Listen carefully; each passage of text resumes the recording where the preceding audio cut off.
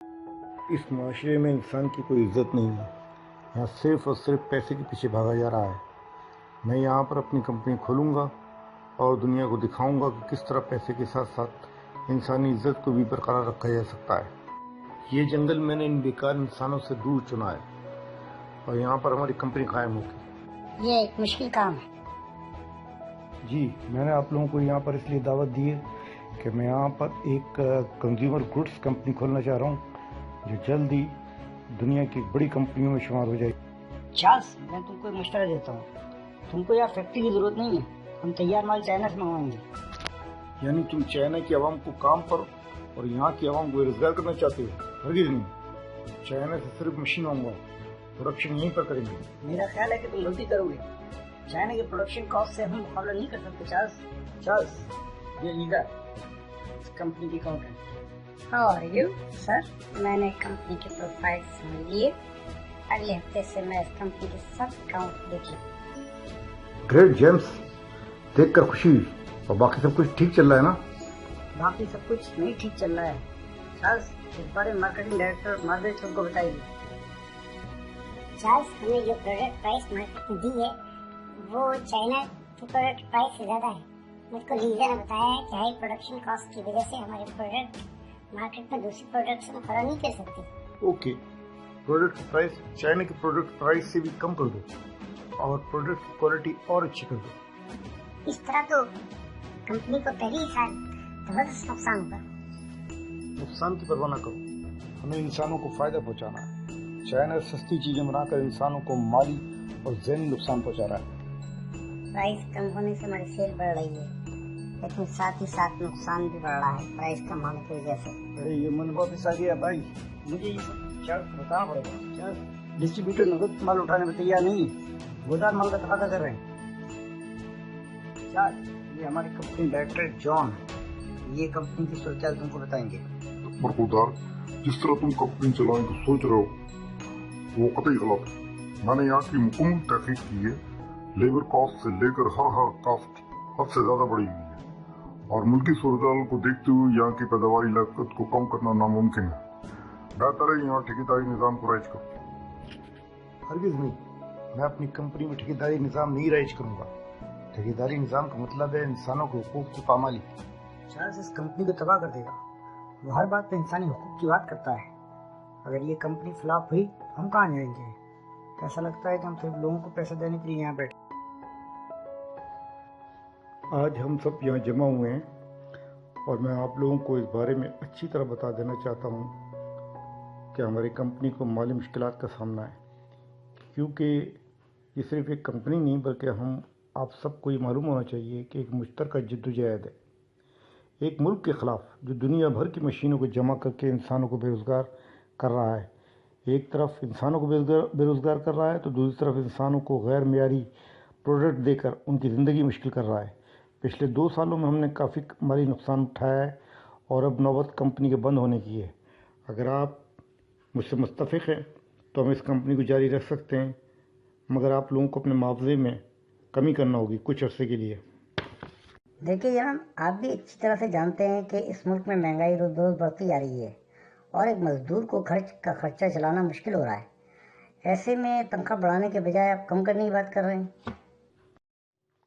دیکھیں، میں آپ پر واضح کر دینا چاہتا ہوں کہ آپ اس کمپنی میں صرف ملازم نہیں ہیں بلکہ ہمارے شراکت دار ہیں. آنے والے سالوں میں کمپنی کے منافع میں بھی آپ حقدار ہوں گے. کیا آپ کو منظور ہے؟ اوکے، ہمیں منظور ہے. چارلز، یہ کیسا دیوانہ پن ہے؟ تم مزدوروں کو کس طرح منافع میں شریک کر سکتے ہو؟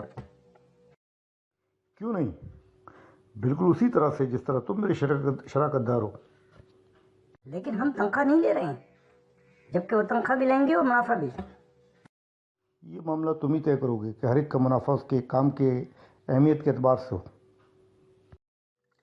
وہ ٹھیک ہے، لیکن یہ پرائیویٹ کمپنی ہے. چارلز، جوائنٹ اسٹاک کمپنی نہیں ہے کہ کمپنی کا سارا منافع اپنے حصے داروں بانٹ دے.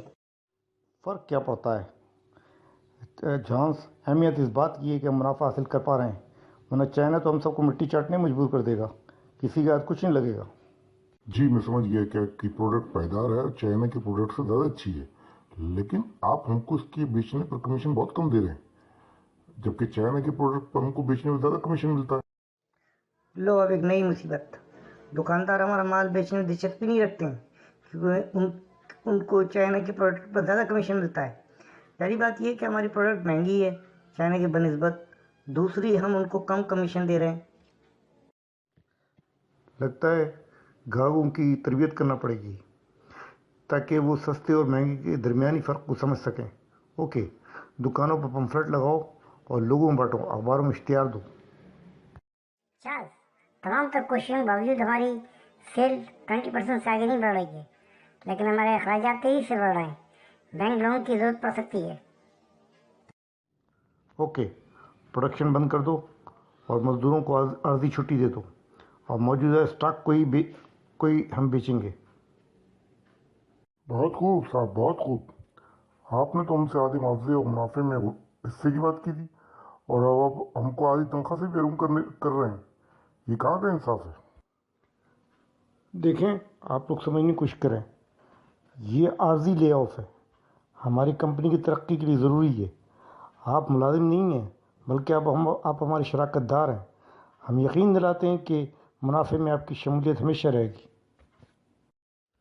वो ठीक है, लेकिन मैंने पहले भी आपको आगाह किया था कि चाइना से टक्कर लेने को सोचो भी मत। आप साउथ एशिया के ममालिक सिर्फ ट्रेडिंग कर सकते हैं, मैन्युफैक्चरिंग नहीं। ये आपकी ज़िद है और अपनी ज़िद से बाहर आ जाओ। चाइना के पास मशीनें हैं, चाइना के पास प्रोडक्टिव लेबर है और सबसे बड़ी बात, चाइना के पास बिजली है। ठीक है, मैं मानता हूँ, लेकिन गैर मेयारी प्रोडक्ट इंसानों को बेचना कहाँ की इंसानियत है। गैर मेयारी प्रोडक्ट की वजह से ग्राहकों को एक ही प्रोडक्ट 6 बार ख़रीदना पड़ती है। चाइना की ये खसूसियत है कि वो कंज्यूमर गुड्स को दोबारा और दोबारा बेचकर अपनी मार्केट बनाए रखता है। भाई 5 दिन पहले चाइना की प्रोडक्ट लेकर गया था, तो खराब हो गई। भैया मैंने पहले ही कहा था चाइना की प्रोडक्ट की कोई गारंटी नहीं है, जमा तो नहीं होगी।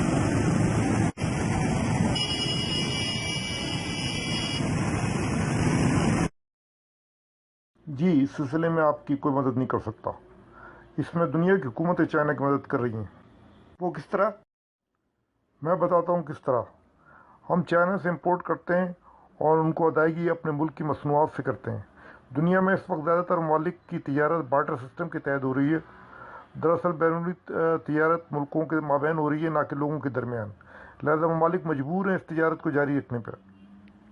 हेलो सर, बैंक की पोजीशन बहुत ख़राब है।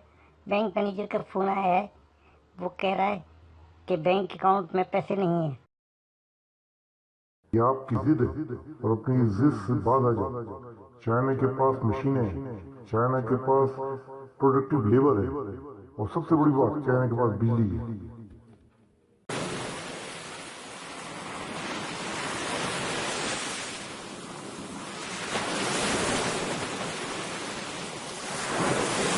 परेशान क्यों है? क्या बात है? भरोसा कर, वो सब ऊपर वाला सब ठीक ठाक कर देगा। ये आपकी जिद है और अपनी जिद से बाहर आ जाओ। चाइना के पास मशीनें हैं।